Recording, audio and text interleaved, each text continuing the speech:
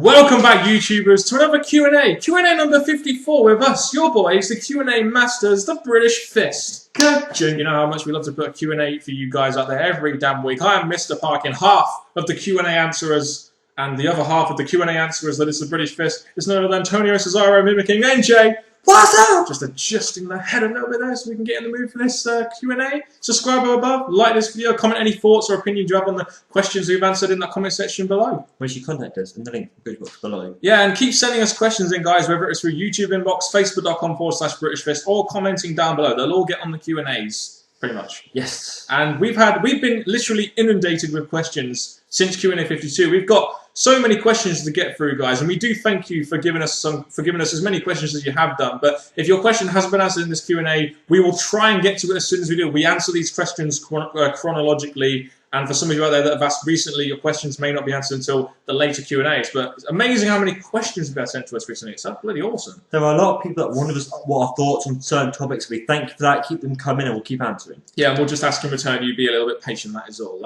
We'll get down to business. First three questions come from Mr. Tipper624. Can you see something like the Monday Night War happening again with WWE and TNA? Well, TNA would have to improve a lot in order for that to happen, because they tried it in 2010. TNA went on Monday nights and drew the lowest ratings they've ever drawn. So I think that says so much about TNA versus WWE. They would need to improve like a lot if they were going to compete with WWE in a Monday Night War. As much as it would be an interesting angle, because obviously there's big wrestlers on TNA and big wrestlers on WWE, so it would make some kind of big interest. But at this moment in time, the WWE don't really want to be involved with TNA when TNA need to improve first. True, and of course, yeah, I mean, that's pretty much it. The Monday Night War, we'll probably never see that kind of thing, like WCW kind of WWE thing ever again. Not really between TNA and WWE, because TNA just aren't really at the level where they can compete with WWE in the ratings and really stay up there. But there we go. Can you still see WWE doing Brock Lesnar versus Triple H and No Way Out with Cena versus Show in a steel cage? They haven't really put Brock Lesnar or Triple H on TV that much, so that would show me that they're maybe going to do it at SummerSlam or something. But this pay-per-view does need Brock Lesnar versus Triple H with how much of a filler pay-per-view it seems like at the moment. Well, also, all we've really been told is that Triple H will appear at No Way Out, but there's no sign of a match. None of that. It'll be just a talk to get things warmed up for the build-up to the future pay-per-views. But I do see, obviously, them still going ahead with Triple H versus Brock Lesnar, even though there's still time when Brock Lesnar's out, Triple H is just stepping back in, but they will build up to it, yes. They have to. It's one of the bigger angles they've got over the summer. Let's face it, during this summer of shit, we do need at least a good angle from WWE that is kind of interesting, and Brock Lesnar can give us that as interesting as he is. And Cena versus Show in a steel cage, yeah, that's going to be great next week, or this week, isn't it, NJ, when we watch that match. What is your favourite match stipulation and why? I've always liked TLC matches, I mean, I always love TLC matches. Well, TLCs are a draw. They're obviously stuff that wrestlers can perform in great many ways, but my match, just for the brutality of it, even though the WWE have gone down on that, there's no holds barred, when anything can go on. Fire, sledgehammers, barbed wire, anything. But they've cut it down, so I'm going to have to go with the TLC now, because they can still do many spots in that match. I'm guessing you're talking about the Hell in a Cell, the match being that's really degraded a lot. That as well. Yeah, I mean, that was a previous favourite of mine until they did. The Elimination Chamber will always be a good one as well. I do like the Elimination Chamber. Especially now they have a pay-per-view devoted to it. Why not? The next set of questions come from I'm Anton WS. I wonder what the WS stands for. Who really knows? World Series? I don't know. Do you guys think the WWE writers or anyone in the WWE watches or takes notice of the YWC to get an opinion from the fans? Well, we're a very small minority of the full audience, so chances are they probably don't, because our opinion to them only matters so much because we're only like a very small portion of the wider audience, really. So why would they care? Do you know what I can really picture watching our videos are the rest of themselves when they're at home, got nothing to do, and they get suspended? Like, Owen's probably watching our videos right now. Hi, Owen, how so you doing? All I'm going to say is that, yes, but the writers, they're probably trying to write their own in the last minute, and the rest of the time they're just pieing or going to Vince McMahon and pleasing him. Kissing his ass or something. But yeah, if any of the writers out there do watch booking videos, pay attention to them. I'll just say that. Also, in your last Q&A, you did say we could ask personal questions if we wanted to, so I'll ask one. Haha, said I am Anton. Where do you guys see yourself in 5 years? Married, kids, etc.?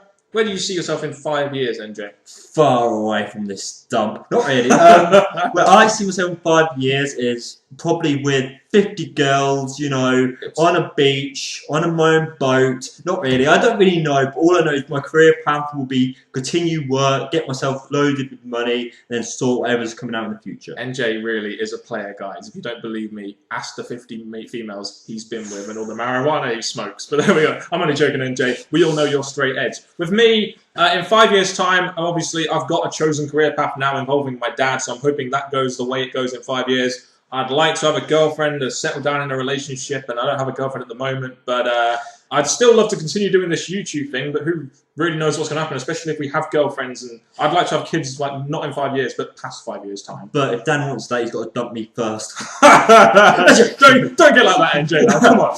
And one more wrestling question. Who do you think the US belt should go to next? Bring back some sort of prestige to it. With Santino, it's a complete joke, and to be honest, it has been since Ziggler dropped it, so who do you think should hold it next?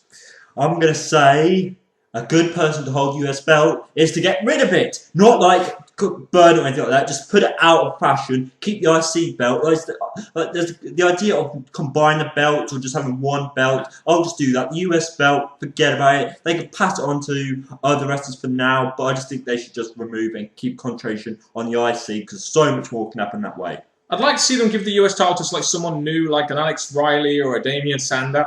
Or something like that. Just something new. I'd like to see that. But it is true. With Santino, it is a joke right now. And we do need to get it on some kind of heel, I think, in my opinion. But there we go. Mr. Antominuza. I can't say that name. I'm sorry. I'm a bit blind right now. For NJ. Oh, for you, NJ. Who do you prefer, Kane or Triple H?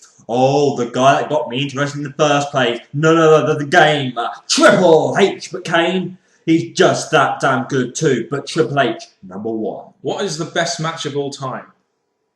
What could you... I mean, there are so many matches. Most recent, Rock defeating John Cena. Oh my gosh, John Cena needed that. Yeah, he needed that. The best match of all time. A lot of people say Savage Steamboat at WrestleMania 3. A lot of people may say Shawn Michaels, Razor Ramon at WrestleMania 10. Owen Brett. There's so many. Rock Austin at WrestleMania 17. In my opinion, the best match, like, it's not just about in-ring quality or anything, but like something like a Savage Steamboat was a good match. Hulk Hogan Andre was a sort of wrestling-defining match. It really depends how you look at it and what you define as a best match, really. It would, but again, it's just like many they've offered us, but not recently. They've not really built up to big matches, but we just gave a few examples there. Yeah, exactly. I mean, you give us your thoughts in the comment section. We're just doing this off the top of our heads, so... anything goes show WWE. What match / moment / memory got you guys into wrestling and watching it on a regular basis? Okay, what got me interested was the Triple H cheating. So that happened week after week after week. So they're one of the things that got me into it. Then back then, there was the Hell in a Cell, the 6-man Hell in a Cell, other Hell in a Cells, some big moments like that stood out. That thought, oh my gosh, is that what I'm expecting in the future? Another one of those, something like this, I'm going to watch this again. The thing that got me initially into wrestling was the Mick Foley Triple H feud, the Royal Rumble Street Fight and the No Way Out Hell in a Cell, followed by WrestleMania 16. That was what first got me into it, and then WrestleMania 17 come along. That really sparked it up a little bit. Then the invasion angle a little bit. And then I took a bit of a break from it. I really didn't watch it that much. And then it was the Nexus angle that got me back into it again when we started watching it in summer of 2010. Then the British Fist came around. Awesome, that wasn't it? The Nexus angle. DJ Yoles WWE. I hope I said that right. When did the British Fist come about? Backstory, how it came about. Well, we did a video on this to celebrate our year anniversary, and we went into a lot of detail, a lot of personal detail on like stuff that led us to doing this and the backstory and stuff. So if you want more information that we can give here, check out that video. It's like 40 minutes long, but it is a very good insight into us as you know, as a group, as friends and stuff. So, and I'm going to have to watch that video because I don't know how we started. Really? No, don't know. I'll watch that video next. Okay, that's a good idea, MJ. Howard the Man. When do you think the Funkasaurus gimmick will run out of steam and turn heel? Who knows? I mean, when the kids get bored of him, I guess. But I think Vince McMahon will push him. I don't think they'll ever really turn him heel. I think with the Brodus Clay thing, it's starting to get to a point where it's the same thing every week. His feuds are coming in and dying. I think they're just trying to make him more ferocious, more of a beast as a face, and just build it that way. To turn him heel, as much as I see Roscoe as a heel, I think they're going to just try and make him a dominant face. Yeah, and if if he does run out of steam, it'll probably be a little later this year. Especially if they keep going about it, what they're doing now. They need to give him some feuds, some really specific feuds, so we can get more emotionally invested into it rather than just squash matches all the time. My bad. You're bad indeed. Mr. Jermaine 418. Will they bring back Sunday Night Heat? Well, they won't bring back Sunday Night Heat, but they're doing pre-shows which are kind of similar to Sunday Night Heat, but they won't ever bring it back. But they're kind of into these pre-shows now, which is similar in a way. In a way it is, but we've got the next best thing, NXT. NXT and FCW combining their tapings will now, at least maybe for me in particular, reviewing FCW on my channel, actually be something for me to watch. So there we go. They won't bring back Sunday Night Heat, but hey, the pre-shows aren't bad. Jennings Slayer 314 asked us a couple of questions. What is the most memorable Macho Man moment for you? There are so many. The formation of the Mega Powers. Obviously that match culminated in Hogan versus Macho Man. Macho Man's matches against Ultimate Warrior.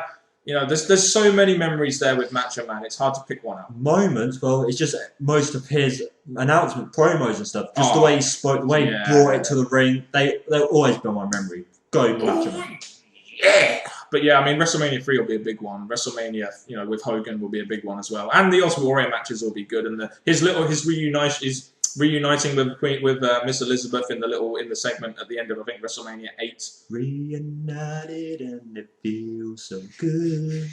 Reunited and we're understood. See, I don't know the words, but I'm just dancing along with it anyway. Do you play wrestling video games? And if so, what is the best and worst for each of you? I'll tell you, I'll go first. I haven't played wrestling games in a while, but I remember Here Comes the Pain being an awesome wrestling game back when I used to buy them when I was a kid. Since then, I haven't really been interested in wrestling games, to be honest. Well, I still play them. I get them when they first come up. They're so easy to complete. Even on Legend mode, they're easy. So all I'm going to say is that they do add different stuff to each game, keep you interested. But once you've done it all, and you want the next game. So in a way, they all have something good about them, but the enjoyment out of them suddenly goes unless you're onto online playing and you've got friends to play with. Indeed, and online play is the next big thing. Oh no, it's already gone, but there we go. 3D is the next big thing, really. Which pay-per-views are easiest to plan? Probably Royal Rumble. The Royal Rumble is an easy one to plan because the majority of it is based around the Royal Rumble. There's a lot of filler. You could also say Elimination Chamber. Money in the Bank. Or Money in the Bank as well. There's a lot of those little gimmick pay-per-views that should be easy to plan. Hell in the Cell. Yeah, Hell in the Cell is another one, but WrestleMania. You build up to it, and they have all these matches. They plan the match for WrestleMania early in the year, and they build up to it. So I guess you could count WrestleMania. Well, it is their biggest show of the year, so you can't blame them for putting that much planning behind it. No, that is the show that eventually will. And this year drew a lot of money for them. It was world record breaking, wasn't it? Thank you, Triple H. Gareth Forth. What do you think WWE have planned for The Rock at WrestleMania 29? Well, they must have something planned for him, whether it's Lesnar or rematch with Cena, or maybe CM Punk, or who really knows what they're going to do. He says he wants to go for the WWE title. We haven't seen him since. What do you think the plans are? Well, here's my hope. I'm hoping it's not Brock Lesnar or John Cena. I want it to be a younger talent. He's done Cena, done the right thing to him, which was to beat him. This time he needs to be against someone that is younger, someone that needs his extra boost. So I'm hoping a wrestler like CM Punk will get his shot against The Rock. Could be a good match, NJ. Now this is literally the name that got given to me in the Q&A. Powdered Head Case Milky. This was a Facebook question. Great name, by the way. What are your thoughts on Karma and the lack of using her and the way it's looking? They won't use her. I reckon back to TNA, but I don't think that would happen. Cheers. What's your thoughts on the way they've used Karma? They haven't really used her properly yet, have they, really? No, with her, again, with the thing that she went through, it was a bad thing, not for the WWE, but for Karma, so it's a bit bad for her to bring her back and take her out. But I think when she comes back, and when she's able to be on a steady pace with the WWE, we can see a lot more into her and matches from her. Yeah, and hopefully they'll book her quite strongly. How could you not book her strongly? She should be a massive, massive part of that Divas division, so they didn't really do much. They tried to book her strongly when she first came in, but obviously that pregnancy thing got in the way. Now, obviously, that's all past and everything. Hopefully, they should really get her in the Divas division at some point soon, I would hope. Gex Plan asked us a question. Always asks us a question, Gex Plan. Good boy. What TNA wrestlers, if they went to WWE, would succeed, and what wrestlers would fail? Succeed? This is a pretty popular question because I think we've answered this slightly before in past Yeah. Q&As. But what I would say is either ex-wrestlers like Bully Ray could come back and be the dominant heel in WWE. I think AJ Styles with the performance he can do in the ring. So those are the top two I would say at this moment. For me, would definitely be Bobby Roode and James Storm, just because I think they have a look which Vince McMahon would like and would want to push. So I'd say Bobby Roode and James Storm. I like the idea of AJ Styles being in WWE, but I'm not sure that WWE would see him anything more than a mid carder because of his size and everything, and that unfortunately matters in WWE. Well, against Rey Mysterio. They did indeed. Who would fail? Oh, fucking hell. Fail, I would say Robert Robert E, Eric Young, and I would say Hulk Hogan again. Oh, and Ric Flair again. Well, I think Hulk Hogan and Ric Flair might be hits in WWE, but that's because they're legends, really. But Well, Garrett Bischoff would suck. The only reason I said Hogan is because I think Hogan's moved on to TNA and started a whole career there. So for him to go back, I don't think it will look the best for Hogan, even if fans want to see him. True. And I said about Ric Flair because the whole him leaving WWE was such a built-up, strong way. For him to turn back to the WWE, it's like, I've just gone through a great storyline, but I'm back and I'm going to act like it didn't happen. True. So, Next question, Cheat Death. I thought it was Cheat Death, but it's Cheat Death. I don't know whether I've misspelled that or not. Why don't WWE push the likes of Ziggler, Kofi, Hunico, and Mason Ryan? Well, let's go through the four. Ziggler, unfortunately, WWE just have no confidence in his booking. Well, I'd say at this moment in time, it's not the right time to push him because they're at a point where other people are more priority. The pay-per-views are not that important. But like I've said in the past, we've got Money in the Bank and other pay-per-views coming. Maybe they'll start to give him more of a positive push then. Kofi Kingston, unfortunately, his push got stopped in 2009, and unfortunately, he will be dead to the mid-card because of the fact he got buried by Orton. It's just whether or not he has something to offer in the main event scene, and WWE only ever really use him in a tag team mid-card capacity, or as like a special attraction, like the whole handstamping of Royal Rumble. As much as I would like to see him, like, he's a great tag partner, he's a great mid-card champ, I would quite simply, just because of the way entertainment he brings, the character he is, I wouldn't mind seeing him in the main event, just adds a bit lively there, but I don't think it's going to happen as much as maybe he deserves it because he's been there a while. Hunico, well, he was just brought in to face Sin Cara and is now jobbing, so yeah. Hunico, man, yo, what up, man? And Mason Ryan, he's got the look, but nothing else is the problem. He's just not that where he should be right now, really. Mason Ryan, I think the WWE dropped the ball straight after Nexus with him because with that he could have had like a feud with Punk as a heel or as a face, something like that, and gone on. With this Abram Washington thing, they've dropped that quickly. So Mason Ryan, I can personally see getting involved, being a strong opponent in the mid card, then forcing his way to the main event temporarily. But the WWE dropped the ball twice with him, so poor Mason Ryan. Exactly, and it does affect your push when the ball gets dropped on you so often. T3 Da Truth. What's your opinion on the Funkasaurus Brodus Clay gimmick? I understand he is an entertaining character, especially for the kids, but I feel WWE missed out on a chance to really make a great monster heel out of the guy. He's massive and could have dominated in a serious way and not the joke way that he is. What do you guys think? Well, I think it's not my bad, it's WWE's bad because I did see him as a strong heel. Yep. When they came back, it was a surprise to the fans that he was a face and entertaining that. He came back and entertained us temporarily, but then it was the same thing every day, every week. A temporary feud, which they killed that. So I think, to be honest, that maybe they're going to give him a chance gradually, but it's not looking possible at the moment. I mean, WWE right now, the thing is to me, I like the whole sort of dominant heel thing with Brodus Clay, but I feel with WWE having a lot of heels, that bringing him as a babyface, especially the whole Funkasaurus gimmick, which was something fun, even though it's been booked not so well with no feuds or anything, it was something fun, and I did like the gimmick, and I still do like the gimmick. It's just a shame really that they haven't really had much for him to do in a sense, really. And I like the gimmick, but I don't like the booking, even though I thought he could have been a great monster heel. They needed baby faces, which is why they probably turned him babyface and made him into this, what you'd call, joke character. Which is for comedy, really. Like, you know, like a Too Cool was, for example, or a Rikishi. Just not as good. Yeah. No, just not as good. You'll never beat those characters. Simple question. Simple answer then. Do you give a shit about Lord Tensai? Because I don't. I just want to see if the others agree with me. No. Yeah, no one gives a shit about Lord Tensai, which is why he's flopped as a WWE character. Exactly, flop. Floppy, flop, flop. There we go. Done for another Q&A, MJ. We've gone 20 minutes, and that's sort of like the limit nowadays, I guess. We don't like to go over 20 minutes too much, but we'll do it because we've got so many questions to answer. We will continue to answer them on our next Q&A. Get your thoughts and opinions on any of the questions we've asked or been answered down in that comment section below. Keep your questions coming in, and we will try and answer them as soon as we can. NJ, do you want to provide us a beautiful outro?